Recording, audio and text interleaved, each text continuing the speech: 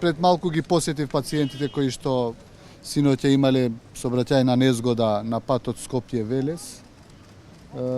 Скоро сите пациенти што ги посетив се во релативно стабилна состојба и надвор од животна опасност.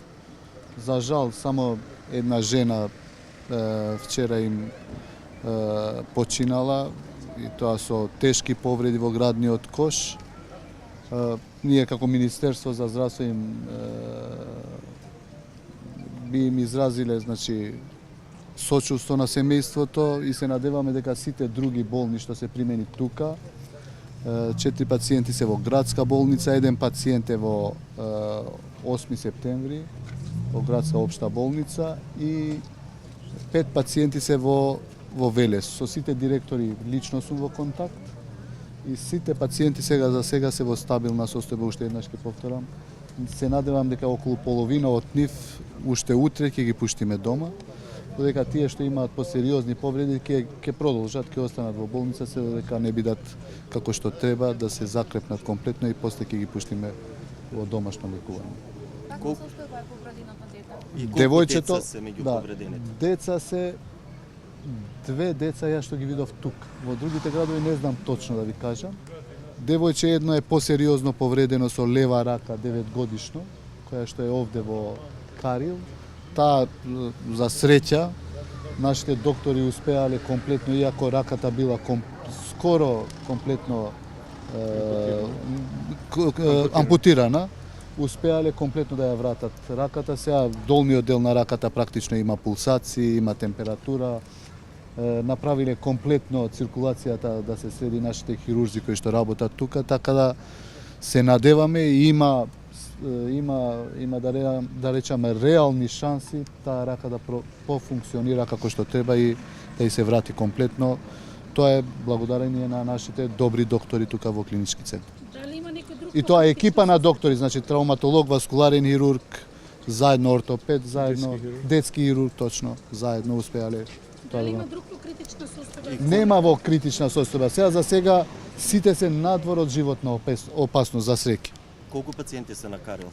На Карил се вкупно 8 пациенти, меѓутоа има на ортопедија што се задржани неколку пациенти, неколку се на детска хирургија што се тука, вкупно се 14 тука на клинички центар. 17, пардон, 17, 14 плюс 3 се на ортопедија, 17 се вкупно. Така. На колку се повредени? 28. Со починатата? Да, заедно со нас. Починатата, која беше причината, во каква состојба? Значи, таа имала сериозни повреди на градниот кош, меѓутоа, меѓу другото, причината за смрт била пукање на ортата, така дознав. Се предпоставува дека било тоа, меѓутоа, аутопсијата сигурно ќе покаже дефинитивно што била причина. Да, пациент Свесни се, сите се свесни, Неколку се на тројца пациенти се на апарати, сите свесни, контактибилни, освен еден пациент кој што е седиран, значи намерно е дадено за да се смири, е многу подвижен, има повреди на вратот, само тој е седиран, меѓутоа е свесен, контактибилен, сите се, без исклучок. Така, како се организиравте вчера, доктор Хасани, бидејќи станува збор за сепак за помасовна сообраќајка? Нашата установа е спремна за вакви ситуации на mass casualties, односно на така поголеми повреди. Ние сме терцијарна установа, тука секогаш сме спремни за такви големи организации. Секоја година скоро ни се случуваат вакви масовни повреди и самата бројка укажува дека ние освен бројчано и во однос на тежината на повредата, ние ги згрижуваме најтешките пациенти. Во старата градска болница, колку пациенти се имали некој во потешка состојба? Во старата градска болница, како што реков, или клиника по хируршки болести Свети Наума Охридски понова, нели? Во текот на